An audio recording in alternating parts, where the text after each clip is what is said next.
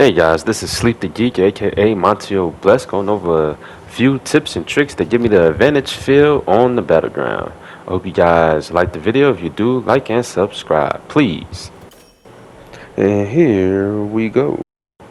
My first tip would be to command your troops strategically.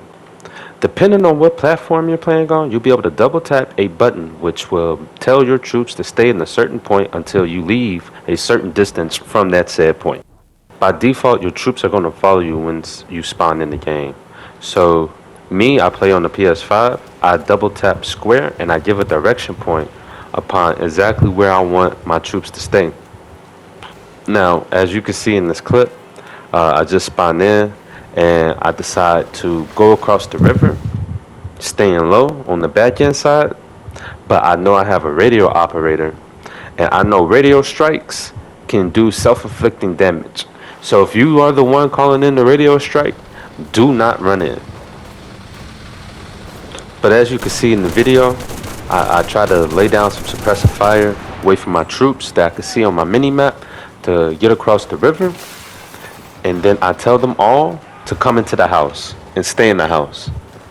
From there, you can see that I clear a fort, and it protects my troops in case anybody else decides to try to press forward and try to destroy any rally points or anything going on for my team.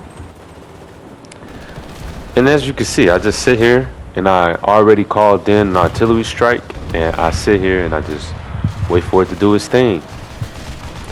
Now once the artillery strike comes down, you'll notice two strikes at first, kind of giving a warning, and then you'll see a barrage of strikes in which you can see I racked up a lot of kills.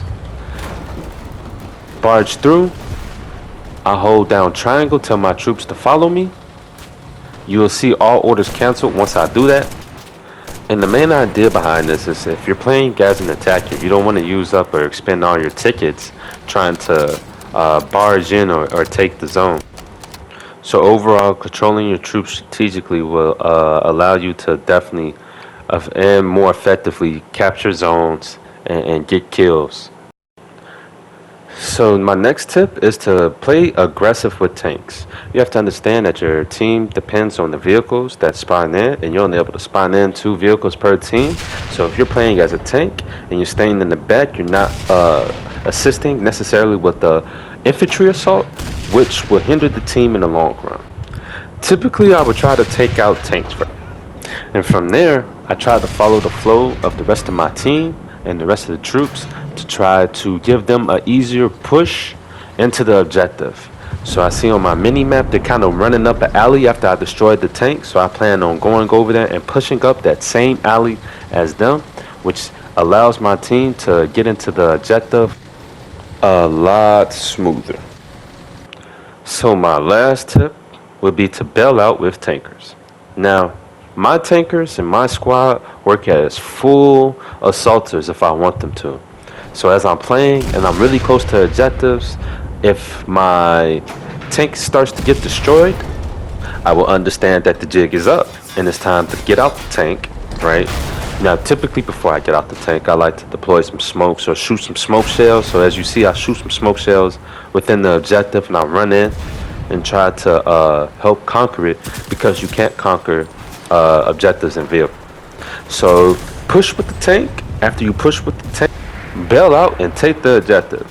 That's my personal opinion. Unless you're defending, then there's no reason to bail out really necessarily, because if you're losing the objective and you bail out, you're probably gonna die anyway, you know. So you'll probably do better just shooting and shelling out the objective rather than bailing out. But definitely bailing out with your tankers while playing against attackers works phenomenal.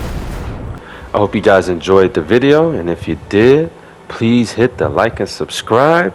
Let me know what other things you guys are struggling with, and I will do my best to cover them. All right, take care.